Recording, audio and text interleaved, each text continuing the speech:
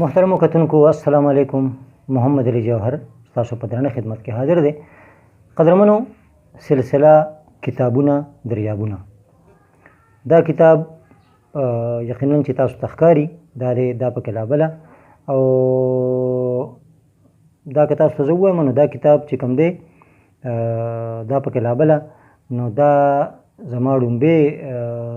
کتاب دی چې تاسو ولیدو. ډومبې داسې نه، دا زما اتم کتاب دی، یعنی زما آخري کتاب یې چاپ شوی دی، اتم کتاب دی، خو په ډومبي ځل باندې تاسو چونکې په سکرین باندې دا ولیدو. دا پکې لابله دی کې طنز و مزاح ده، دی کې مزاحیه کالمونه دي او د هغه وخت کالمونه دي چې کله په 2004-5 دوران کې زه په خبرونو اخبار کې وم، صبح ګروپ چې کوم دی، نو چې ما به شپې کې خپله ډیوټي کله وکړه، خپل پیج ما سره پیج 2 زه انچارج وم په هغې کې، چې ما به خپل پیج برابر کړو، ما به بیا یو پښتو کې کالم ولیکو، دا پکې لابله، بل به مې اردو کې کالم ولیکو د صبح اخبار دپاره، دل پہ ہاتھ رکھا ہے. نو ما چې نن کتاب سره شریک کړم. دا کتاب چې کوم دی دا پکې لابله دا تقریبا 160 صفحو باندې دا مشتمل دی دا کتاب، او دا په 2012 کې چاپ شوی دی، آخري کتاب زما. او په دې کې چې رینو ډېر ښکلي ښکلي موضوعات دي، لکه ماسته او مستی، دا ځان له کالم دی، دغه شان ورانول د بیا جوړولو نسخه، ستا مخ زما سپېړه. دغه وخت کې ما چې کله لیکل نو دغه وخت کې دا فلمونه عجیبه عجیبه نومونه و، نو هغې ته مې خیال شو خبره د جومات ته، ځینې خلک وایي خبره د حجرې ده، او دغه شان اداکاره به حج له ځي. یو وخت کې داسې ټرنډ و که تاسو خیال و چې دا اداکارانې به چې دی نو نن فلانکې اداکار او فلانکې اداکار او فلانکې اداکار دا وي چې دی نو حج ته روان دي. نو په هغې حواله باندې دغه شان په دې کې ډېر ښکلي ښکلي موضوعات دي، لکه بابا کړی، تاسو به یقینا چې اورېدلي شاباسګړه کې، نو بابا کړی، لالا کړی او دادا کړی، دا هم په دې کې موضوع ده. دغه شان په دې کې ډېر غټ موضوعات دي، ډېر ښکلي ښکلي موضوعات دي. دا به انشاءالله تاسو سره موږ شریکوو په فیسبوک د لارې هم، او دغه شان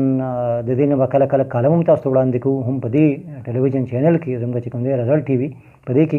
خو دې کې یو بله خبره چې کومه ډېره ضروري ده، نو ځینې ملګري به وایي چې دا کتاب به موږ ته میلاویږي کوم ځای، نو دا میلاویږي فلحال دغه یو نسخه ما سره ده، میلاویږي نه، خو موږ به انشاءالله ډېر زر په پی ډي اف شکل کې به تاسو ته میلاو شي، نو تاسو به ځان له بیا ډاونلوډ کولی شئ او ځان له به ښه په ارام کتی شئ. دې کې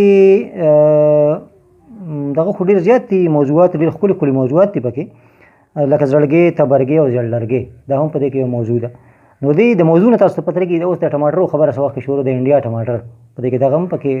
یو ټاپک پکې شته. یعنې دې کې به ما هغه څیزونه کولو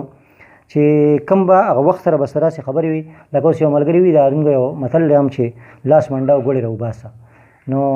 دغه هم په دې کې ټاپک دی، دغه شان مینه مجبوري ده. او دې باندې یو خبره دا کومه چې وایس اف امریکا ډیوه ریډیو سره ما په دې باندې خبرې کړې، نیمه ګنټه پروګرام هم په دې کتاب باندې ما کړی، نو هغې سره دې نه ما هغه لږې شان لکه ټوکړې مې ویلې وي، او دغه شان بیا شعر و شاعرۍ په حواله مغې سره زما اکثر رابطه وي، نو شعر و شاعرۍ په حواله خو مې 1 غنټه پروګرام تقریبا کړی، په هغې کې مختلف غزلې او نظمونه. خو زه به په اخره کې دا خبره وکړم د دې کتاب په حواله باندې چې زما اکثر کتابونو باندې داسې لکه زه ما مناسب نه دي ګڼلي چې دې باندې څوک لیکلو کې ډېر لیکل پې شته، خو په دې باندې ډېر نوموړی چې زمونږ کوم لیکوال دی او خدای پاک دې وبخښي وصفات دی، عبدالله جان مغموم مرچکي په نوم به راته و، د پاینده خان په نوم به راته و، د ارمنګو سره تعلق دی پېښور سره. نو چونکې راغی یو ډېره زبردسته سلسله وه خواږه تراخه، نو په دې باندې هغه لیکل کړي، دا به تاسو لږ شان شریک کړم چې وایي چې زه جوهر جان پیژنم.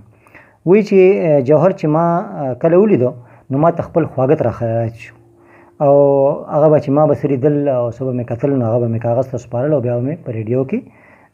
خپلو نشریاتو کې خپل دغه پروګرام کې وړاندې کول. او آخري خبره په دې کې دا ده چې وایي چې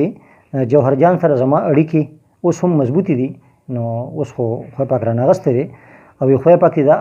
اړیکې همیشه مضبوطې ساتي. او وایي چې دا کتاب ستاسو په لاس کې دی، په دې باندې تبصره تاسو وکئ، په دې باندې خبرې اترې تاسو وکئ، او ما ولې صرف مشورې ورکړي دي. او لاندې لیکي چې عبدالله جان مغموم مرچکي، درمنګي، ورشک روډ، پېښور.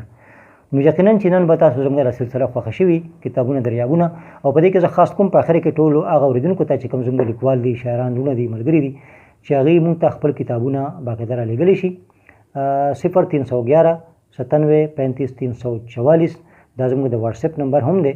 او دې باندې کال هم تاسو کولی شئ. نو تاسو مونږ ته خپل کتابونه باقاعده رالیږلی شئ، انشاءالله هغه به مونږ ګورو او هغه کتاب باندې به تبصره هم په دې سلسله کې کوو، کتابونه دریابونه، او د هغې نه به بهترین کلام هم تاسو ته وړاندې کوو. قدرمنو تر بل ویډیو پورې محمد علي جوهر له ورکوي اجازت، د الله په امان او وختونه بخیر.